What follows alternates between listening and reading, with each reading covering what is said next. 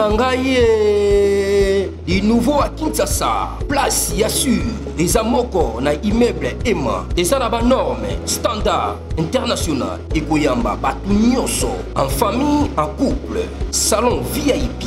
Et salle à manger, salle de bain confort et magistrale et des chambres à coucher, cuisine Kafou. Sécurité, ils ont assuré. Connexion internet illimitée, Facebook, TikTok, WhatsApp.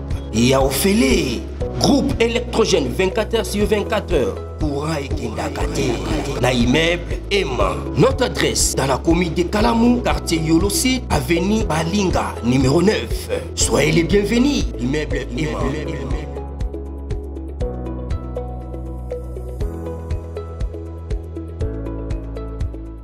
Bote bandeko balandi ya magazine d'actualité Christian chez vous, puisque nous sommes aujourd'hui Bakouya Randabiso Mokolo Yalelo. Nous sommes aujourd'hui vendredi le 6 juin 2025. Bienvenue à ce nouveau numéro des révélations troublantes sur Joseph Kabila. Toujours Joseph Kabila. Joseph Kabila Bandio, ça a déjà consultation. Voilà ces référendums. Bas programmé Nord Kivu et Sud Kivu. La zone moko autonome, donc débit à balkanisation. Donc pendant tout ce temps, Joseph Kabila a préparé déjà Makambo Oyo. Donc il a piégé Tshisekedi, il a tout arrangé pour trouver un niveau Oyo. Alors il y a un compatriote, Gilles Moulumba, fait des révélations terribles. Abano expliquer nous comment Kabila a géré les guerres au Congo. La rébellion, comment il gérait ça. Suivant Gilles Moulumba. Kabila qui est en train de tromper d'avoir laissé une armée forte. Il a plutôt laissé ses frères rwandais, je vais le dire bien, à la tête de l'armée à différents postes stratégiques. Je m'explique. Kabila vient en RDC avec l'AFDEL, n'est-ce pas? Oui. Mais Kabila a fait sa formation militaire où? Au Rwanda. Okay. FPR, n'est-ce pas? Donc, idéologiquement, Kabila c'est le fils de Kagame, Kabila c'est le petit frère de James Kabarebe. Et c'est l'arrière-petit-fils de Museveni, n'est-ce pas? Ou c'est le petit-fils de Museveni, pour le dire clairement. Gilles Moulumba, est-ce que vous pesez ce que vous êtes en train de dire là? Je le dis en âme et conscience parce que nous avons juré de donner notre sang pour ce pays. Si c'est pour la vérité que nous mourrons, nous mourrons comme Lumumba. Par patriotisme, nous mourrons comme Mamadou, comme Chiremwami, comme Baouma, comme Mbujamabe. Je pèse mes mots. C'est pourquoi je n'ai pas peur même des impérialistes, vous savez, qui m'ont collé des sanctions au mois de juillet. Je n'avais peut-être pas parlé parce que je suis parmi les pionniers de cette dynamique. Et quand ils ont vu que ça ne tenait pas, voilà pourquoi ils cherchaient à m'éliminer par d'autres moyens. Voilà pourquoi j'étais un peu silencieux, comme je l'ai dit tantôt. Ouais. Alors, qui est Kabila? Et quelle est cette armée qui nous a légué? N'est-ce pas? Il vit avec l'AFDEL au motif de combattre la dictature, mais au vrai sens. Museveni, Kagame ne venait pas combattre une dictature et Pierre Buyoya, mais il milite pour la mise en place d'un empire au cœur de l'Afrique. Voilà pourquoi ils ont combattu Obote Idi Amin puis Obote en Ouganda. Ils ne se sont pas arrêtés là.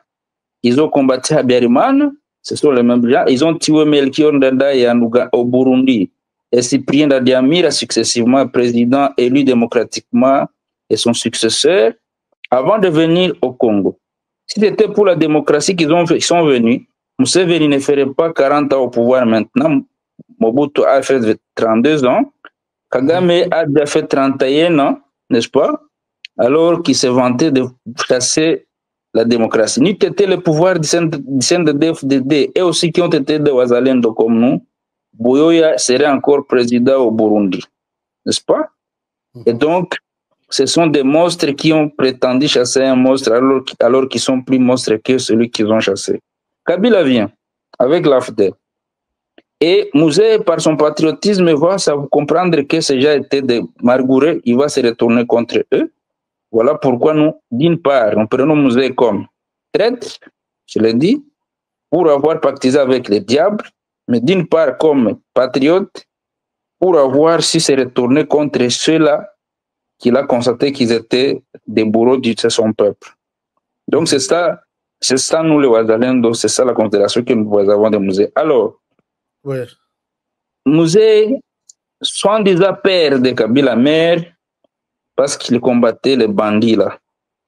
Kabila, on nous l'amène président de la République. Les négociations de Sun City sont relancées alors que Laurent Désiré Kabila était en voie de mettre fin à ça. N'est-ce pas, pour agir, il avait mobilisé les Ouazalendo que nous sommes à cette époque, ce sont effectivement nos grands frères, pour agir contre les RCD. Qu'est-ce qui va se passer? Kabila vient, il va plutôt accorder la table d'honneur à ceux-là qui ont tué son prétendu père. Son père. Disons, moi je dis son prétendu, à chacun de dire de sa manière.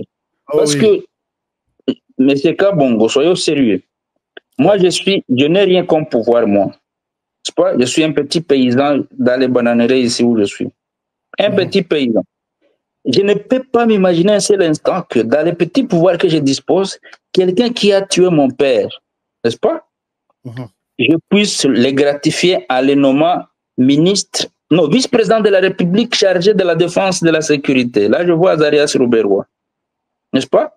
En promeuvant des anciens d'IRCD au grade de généraux, n'est-ce pas? Ceux qui ont tué son père. Yerodi Abdoulaye Ndomba était aussi ami à son père, à son prétendu père.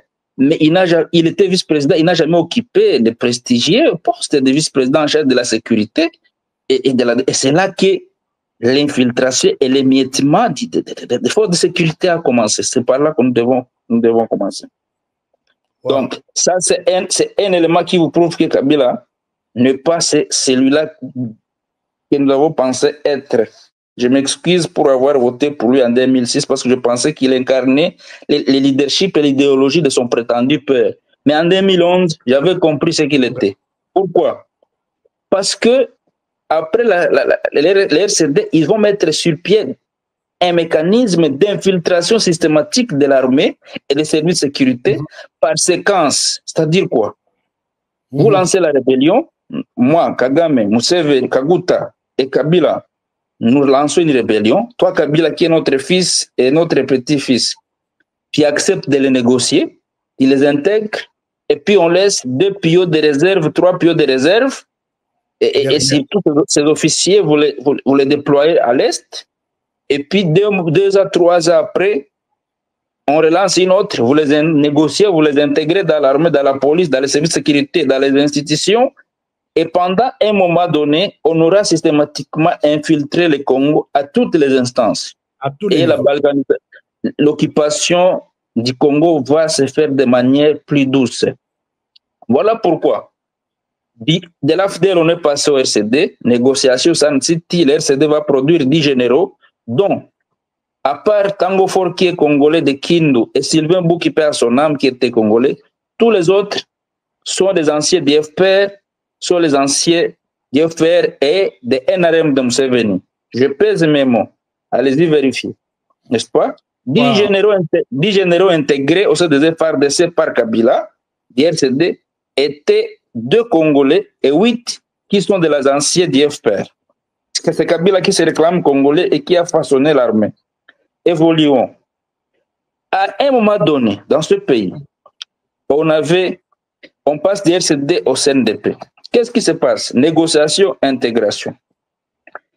Kabila va bombarder encore d'autres anciens DRCD et CNDP généraux. Bosco Ntaganda, qui, à La Haye, avait déclaré ceci. Je suis né au Rwanda, à Kinigi, dans la préfecture de Ruhengeri à l'époque. Maintenant, c'est le district de Musanze au Rwanda. N'est-ce pas? J'ai commencé ma carrière militaire dans le FPR. Je vais comparaître en Kinyarwanda. Ce qu'on appelle Kinyarwanda, ça c'est tout un grand débat parce que nous, les Hutus qui parlons cette langue, nous n'acceptons jamais que cette langue est le Kinyarwanda. Là, c'est tout un grand débat. C'est une falsification de l'histoire pour nous amener à accompagner leur plan d'occupation dans la sous-région.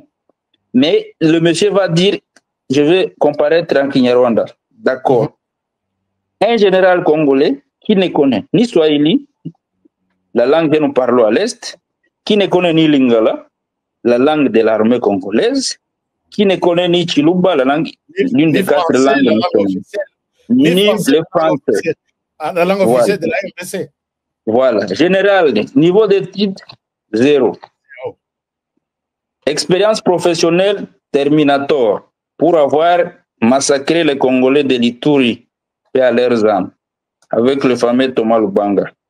Voyez-vous, on passe du RCD au CNDP, et là, il va encore promouvoir d'autres généraux injectés dans d'autres services de sécurité, ces gens, DG, MANER, ainsi de suite. Du RCD au CNDP. CNDP M23-1. Vous voyez, qu'est-ce qui se passe? Promotion d'autres généraux. Je me rappelle, c'était en 2013. J'étais à Mabenga, au front. Quand Kabila signe loge, nommant plus de 100 généraux FARDC, et les FARDC passaient de 44 généraux à environ 200 généraux. Qu'est-ce qui se passe? Kabila, dans un conseil des ministres à Kinshasa, va dire au ministre, vous voyez que les anciens du SNDP se sont révoltés, notamment Bosco Ntaganda et Makenga. Alors nous devons gratifier leurs frères qui sont dans cette armée pour ne pas les amener à adhérer dans leur idéologie. C'est comme ça qu'il va nommer en cascade des généraux et il va promouvoir plus de 20 généraux ici du RCD et du CNDP. Là, je pèse mes mots. Et dont principalement de la même communauté. Là, je m'adresse à la communauté internationale qui a toujours dit que le Congo a toujours, que nous, les Congolais, nous haïssons les Tutsis. C'est faux et archi faux. Aucun pays n'a servi les Tutsis plus que la RDC sous Kabila. Je m'explique. Dans l'armée même maintenant, là, ils sont la population, le peuple les plus représentés dans l'armée avec plus de 35 généraux. Au Congo, nous avons 450 tribus. Il y a même des tribus qui n'ont pas un seul colonel, mais qui n'ont jamais crié à la marginalisation. Ça, c'est vrai. Kabila va jongler les Congolais, il va promouvoir ces gens. Et nous allons démettre cette rébellion du M23 par des stratégies que je peux vous révéler ici. Ce n'est pas Kabila qui a défait le M23 en 2013. Détrompez-vous, mes amis. Kabila n'a pas défait le CNDP comme il a prétendu le dire en 2009. Non, il a accordé la gratification. Laurent Nkunda, qui n'avait pas accepté de céder, parce que lui voudrait à tout prix aller au-delà, vous savez ce qu'on lui avait réservé comme sort, on le garde au bas des réserves au Rwanda. On va promouvoir Bosco Ntaganda. Bosco Ntaganda sera intégré avec ces hommes nommés commandant des opérations du Grand Kivu contre les FDLR. Opération Umoja Wetu. James Kabarebe, à l'époque ministre de la Défense, va dire que les FDLR ont été neutralisés à 95%. Mais actuellement, Kagame continue à avancer les alibis d'avoir des prétextes de combattre les FDLR. Permettez vraiment, ça c'est très sensible, Kabongo. Permettez que je suite. C'est très sensible. Je voudrais donc démontrer comment Kabila a destructuré les services de sécurité congolais alors qu'il a menti que c'est lui qui les a façonnés. Bosco Ntaganda, promis général, avec d'autres, Kabila va leur accorder toute la partie Est, tous les secteurs opérationnels et tous les régiments. Le fameux Bernard Biamungu, actuellement commandant Sego de Makenga, était commandant secteur à Ouvira. L'Ensabimana, qui est le G2, le G5, était commandant régiment dans les hauts plateaux, à Baraka. Je pense c'est là qu'il était basé. Les innocents Kaina qui voulait commencer la rébellion, qui a commencé la rébellion à Ituri, il était commandant régiment à Rutshuru. Donc, sur tous les régiments déployés au Kivu, ces gens-là occupaient presque tout. Nous, les résistants Pareco, on était dans la résistance qu'on appelle Pareco. Kabila nous avait donné, je pense, 2 régiments, n'est-ce pas? Et le commandant mouvement à l'époque Pareco qui coordonnait les résistants à cette époque, c'est le général Mugabo, il est encore vivant. Et La Fontaine, je pense qu'il est mort dernièrement. Kabila, qu'est-ce qu'il a fait? Il a pris Mugabo pour faire de lui un T4 secteur. T4 secteur, les fameux Bosco Ntaganda, promis général, qui supervisait les opérations dans tout le Kivu. Allez-y comprendre. Qu'est-ce qui va alors se passer? En 2011, les élections se passent à Kinshasa, en RDC. L'IDPS revendique la victoire. Kabila se sentant menacé. Makenga était commandant régional adjoint à Bukavu. Bosco Ntaganda, pour le protéger, Kabila va lui dire de se replier au Maki parce que la communauté internationale exigeait son arrestation. Comprenez très bien cet aspect. En tout cas, je vous suis avec attention. Nous vous suivons avec attention. Près de 5000 personnes connectées maintenant. Si vous pouvez liker cette émission, chers amis, parce qu'il y a beaucoup de révélations, je vous l'avais promis, et ça risque, ça va sécuriser l'émission en fait. Allez-y, Jules Moulumba, avec des révélations. Maintenant, Kabila demande à Bosco Ntaganda de replier au Maki. Au Maki, Monsieur Makenga sera invité à Kinshasa par Kabila pour renforcer sa sécurité. Ceux qui travaillent dans les services de sécurité vont vérifier ce que je dis. Makenga est à Kinshasa en 2011 pour sécuriser Kabila. En 2012, Kabila tient une réunion à l'hôtel Ihusi à Goma où il demande à Makenga d'aller traquer Bosco Ntaganda. Ntaganda est parti avec autant d'hommes et de matériel. Makenga est envoyé en mission pour aller traquer Ntaganda. Kabila lui remet de l'argent et des matériels. Arrivé au Maki, Makenga se rallie à Ntaganda et tourne le canon contre la République. Vous comprenez ce sketch? Et il prétend combattre Kabila, alors que Kabila l'a appelé à Kinshasa pour le sécuriser. Si Makenga voulait combattre Kabila, il aurait détrôné depuis Kinshasa où il était invité pour le sécuriser. Comprenez donc le sketch. Qu'est-ce qui va alors suivre? On va résister contre cette nébuleuse. Malheureusement, il y a eu une complaisance au niveau de certains commandants FRDC à l'époque aussi. Dieu aidant, parce que le M23 avait encore pris Goma en 2012, je vous rappelle, au mois de novembre. Novembre 2012. Sous la pression de la communauté internationale, ils vont se retirer. L'EAC va vouloir jouer le jeu de Kigali en demandant aux troupes EAC de venir sécuriser la ville de Goma et l'aéroport. Dieu aidant, Hillary Clinton, qui était chef de département aux États-Unis, n'est-ce pas? Tout le jeu de Kigali va tomber malade et Barack Obama va nommer John Kerry, d'origine française. À cette époque, la France était à couteau tiré avec le Rwanda. Le monsieur va jouer pour que ça ne soit pas les AC qui viennent, c'est la SADC qui était venu, d'où la mise en place de la brigade d'intervention. Rappelez-vous. Et l'EAC proposait que le M23 devrait rester à l'aéroport de Goma avec 100 hommes qui devaient sécuriser l'aéroport avec ses troupes. Ça, c'est l'EAC. Alors, qu'est-ce qui va se passer? Kabila va aller se voir avec Museveni et Kagame. Il y a même une photo là où ils sont assis quelque part en train de discuter. Le deal va se passer comment? Alors, monsieur, vous voyez qu'on a déjà une troisième vague accepté de négocier. Et l'Ouganda, complice, c'est encore en Ouganda qu'on remet, n'est-ce pas, la facilitation. Museveni va désigner Crispus Kionga, qui était ministre de la Défense, pour présider ces pourparlers à l'hôtel Nyamunyunyu en Ouganda, à Kampala. Pendant ce temps, il y a des bacs à Goma parce qu'il y a trahison, mais Dieu aidant, Mamadou était à Ouvira, il avait déjà capturé le fameux Bernard Biamungo, extradé à Kinshasa, et la justice militaire congolaise ne va pas céder au caprice de Kabila. Bernard Biamungo condamné, Sabimana condamné, et nous on était en train aussi de malmener ces autres imbéciles dans d'autres coins. Mais la trahison avait eu lieu, effectivement. Goma était tombé. Le général qui était commandant région à cette époque, Mayala vainqueur, voilà, je pense qu'il est encore vivant. On avait failli le faire tomber à Bunagana comme Chirimwami. Il va fuir par l'Ouganda, voilà, et il va menacer de déserter si on ne le mute pas, parce qu'il avait compris que Kabila était le vrai commandant de M23. Mayala vainqueur est encore vivant, je pense. ce que j'ai dit, on peut aller le contre-vérifier chez lui. C'est par là qu'on aura la chance d'avoir Baouma à Goma. Comprenez? Baouma vient prendre des opérations au niveau de Boureman, à la frontière entre le Nord Kivu et le Sud Kivu.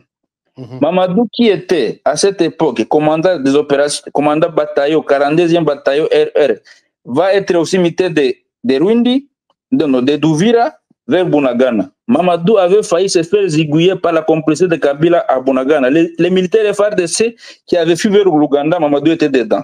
Comment est-ce que Mamadou est devenu célèbre? C'est ça que vous devez comprendre. Mayala abdique, on nomme Baouma aux opérations, à la région. Dieu aidant, on va chambarder aussi à Kinshasa. Angofort devient commandant, on les met dispo parce qu'il y avait beaucoup de, vous vous souvenez, il y avait beaucoup de questions qui lui étaient reprochées, distribuer les armes, tout ça. Vous voyez, on va les démettre, on va nommer le général Jean-François Olenga. Il est encore vivant, commandant force terrestre.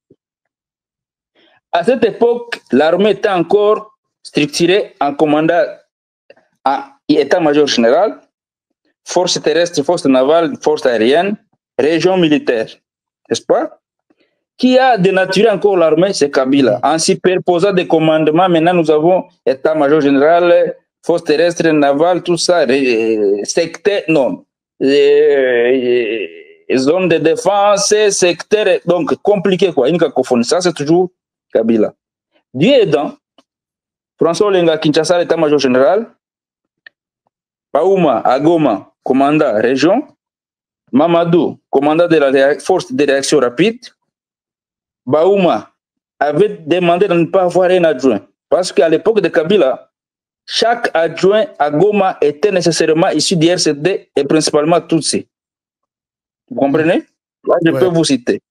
Après Tango Fort, c'était le fameux Bosco Ntaganda. Après Bosco Ntaganda, il y avait Kamanzi, il y avait Inosa Gahizi, il y avait Padiri, tout ça. Padiri qui n'est pas Padiri Boulenda, Jonas Padiri, tous des anciens du RCD et du CNDP, anciens de l'FPR, qui devaient occuper obligatoirement la région militaire de Goma pour faciliter tout ce que je suis en train de vous dire ici.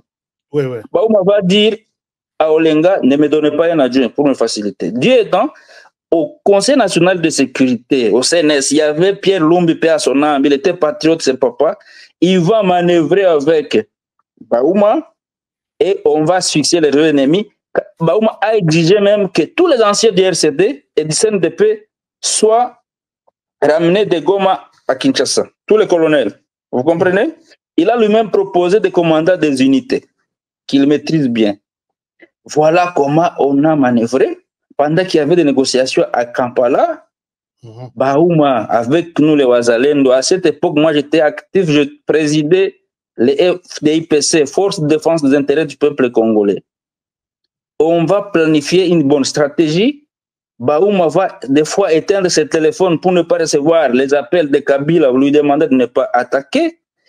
On attaque, et puis Baouma dit, on m'a attaqué, j'ai agi en défensive. Vous comprenez?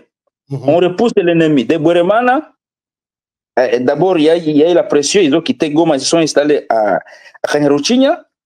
Et de Kanyaruchinya, Baouma a quitté Boueremana pour s'installer à Mouja, pour ceux qui connaissent l'endroit.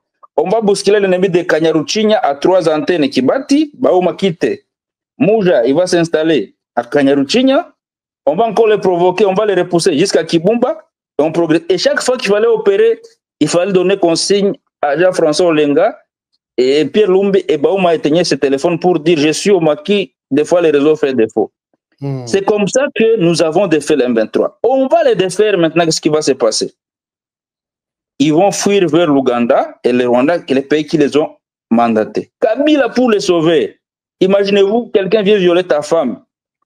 Tu as la chance de les chasser de chez vous. Au lieu de les poursuivre jusqu'au son dernier retranchement, Kabila a plutôt proposé les négociations, la signature des accords, déclaration de Nairobi, parce que les accords de Kampala de 2013, les accords de Kampala n'avaient plus lieu parce qu'on venait de les défaire. On va aller signer les déclarations de Nairobi. C'est un peu comme aller négocier quelqu'un qui a violé, qui a tué ta femme et tes enfants, et puis dans ce retranchement, au lieu de les poursuivre comme Kagame a toujours avancé des prétextes de chasser les FDLR, nous on devait aussi poursuivre les M23 en Ouganda et au Rwanda. Au lieu de le faire, Kabila est allé signer des déclarations, des accords avec eux à Nairobi. Vous comprenez la situation? Et pendant ce temps, on les défait, Baouma et Mamadou sont envoyés à Beni. Qu'est-ce qui va se passer? Les réseaux de Kabila au sein de l'armée vont tuer Mamadou. Preuve, les chauffeurs de Mamadou à cette époque étaient prêts à donner toute la vérité. Il était retrouvé mort en prison. Ceux qui avaient suivi la question comprennent. Baouma reste. Puisqu'il avait promis de dire la vérité. Voilà. Mamadou est tué en janvier, comme Bouzamabe fut tué. Bouzamabe avait été rappelé à Kinshasa quand il avait défait Jules Mutembutsi à Bukavu. N'est-ce pas? Et à Kinshasa, on va l'empoisonner. Il est mort dans des circonstances non encore élucidées. Mamadou tombe à Beni dans une embuscade à l'aéroport de Mavivi, en pleine ville. Ce ne sont pas les ADF qui ont tué Mamadou. C'est les réseaux de Kabila et de Kagame dans l'armée. Et de Museveni, permettez que je le dise clairement. Parce que pour nous, les Wazalendo, l'Ouganda n'a jamais été un allié sincère. Je sais pourquoi je le dis, j'ai donné beaucoup plus d'évidence. Allez-y comprendre. Les AC, à part le Burundi et la Tanzanie, le Kenya, l'Ouganda, le Burundi, non, le Kenya, le Rwanda, l'Ouganda et le Sud-Soudan, ils sont dans un réseau que Kabila maîtrise bien pour implanter leur empire au cœur de l'Afrique. Alors, qu'est-ce qui va se passer? Baouma va poursuivre les opérations. Baouma va en Ouganda. Voilà. Il est en train de mettre les ADF, mais Baouma et les tombeurs, comme Mamadou, de M23. Les M23 qui sont logés dans des hôtels par le gouvernement de Museveni. Vous comprenez? Kabila va encore envoyer Baouma dans des assises à Kampala. Baouma n'était pas chef d'état-major général, il n'était pas ministre des Affaires étrangères, ni ministre de la Défense. Ouais. On l'envoie faire des histoires avec l'Ouganda, et là on va l'empoisonner. Moukoutou, l'auditeur, paix à son âme, avant qu'il ne meure, avait dit que Baouma était mort par poison, venu d'un pays asiatique. Souvenez-vous bien. Le poison a été acheté par les réseaux Kabila, Kagame et Museveni et Baouma a été liquidé. On va nous tromper que c'était AVC. Je dis la vérité parce que moi, je ne crains rien. Kabila ne me fera rien, ni Museveni, ni Kagame. Je resterai encore vivant tant que Dieu le voudra. Ils ont voulu m'éteindre, mais je suis encore vivant.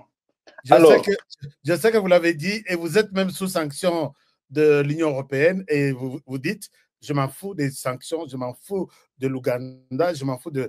Alors, revenons maintenant. Le général Baouma est éliminé, le colonel Mamadou Ndala est éliminé, le général Moussa Mabé est éliminé, et maintenant nous revenons... Nous sommes clairs avec Jimou. Commentaire, que Dieu vous bénisse, à la prochaine, ciao.